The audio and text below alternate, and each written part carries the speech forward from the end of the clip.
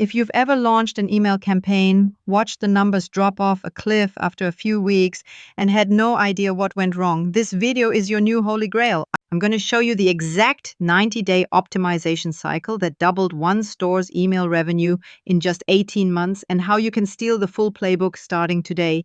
So let's go back to the start. An online store had a decent list, solid product, but after the initial launch hype, crickets, engagement flatlined, clicks died, sales trickled in like molasses in winter.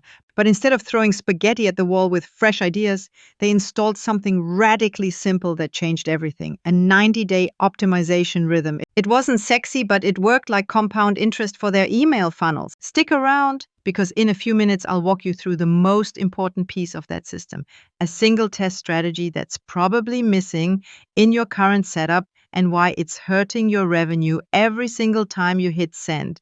Let's get into it. They kicked things off with brutal honesty. No fluff, no spin, just metrics. What's our current open rate? What are people clicking? How much is each subscriber actually worth? That baseline is your benchmark. Without it, you're just fumbling in the dark with A/B tests you hope will make a dent. Hope is not a strategy. Data is. So they pulled their last 60 days into a spreadsheet. Line by line, subject lines, sent dates, CTA positions, mobile versus desktop. They wanted to know what was working and, more importantly, what wasn't. Then came the magic. Every 90 days, they picked exactly 3 to 5 things to test. That's it. Not 20. Not every idea from the Tuesday brainstorm. Just the stuff that actually moves the needle. For them, the first batch was subject line curiosity versus clarity, button color, and CTA phrasing. Send time by time zone. Now, most folks test one thing, kind of. Track some data, kind of. Then forget why they did it by next week. That's useless. They built a simple testing calendar. Each test had a clear hypothesis, like, if we use curiosity-driven subject lines, we expect open rates to increase by 20%. Not let's see what happens. Data doesn't care how creative you feel. It tracks what converts.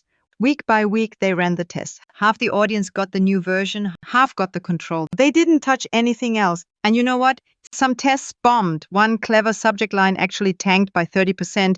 But because they tracked everything in a shared doc, they didn't just throw out the idea, they learned from it. It led to a better version 2 cycles later. The key is momentum. Quarter over quarter, the results stacked.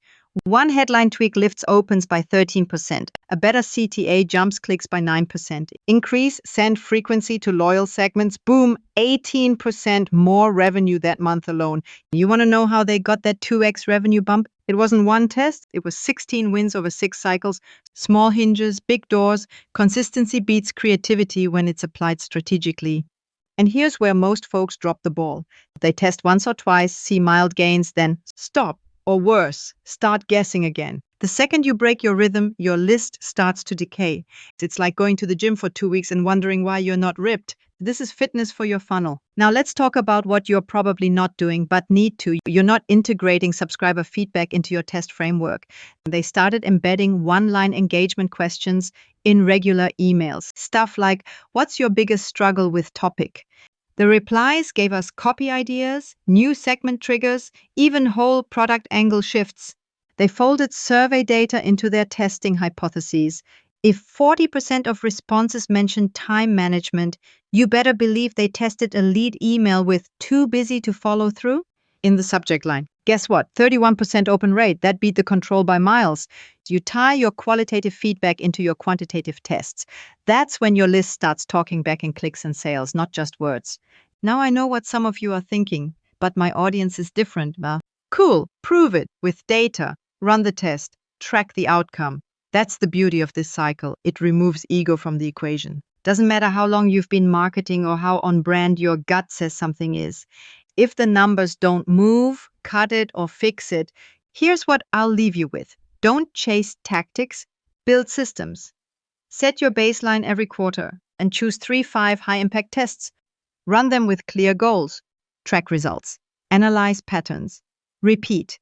That's how you build a list that gets stronger over time. That's how you crush benchmarks instead of chasing them. And that's how you unlock compound performance growth while everyone else is still guessing what to try next.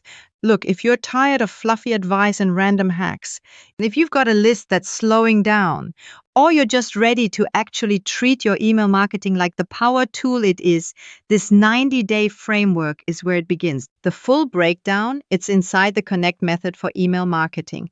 I wrote this for business owners who hate writing, who need email to work without babysitting it every day. You'll get the step-by-step for the full optimization protocol, my subscriber insight system, and the metric dashboard that most marketers don't even know to track. So hit the link in the description and grab your copy while it's still fresh. If videos like this help you get clarity on email that actually sells instead of just looks nice, make sure you subscribe. Let's go build something that scales faster. Click the link below. I'll see you inside.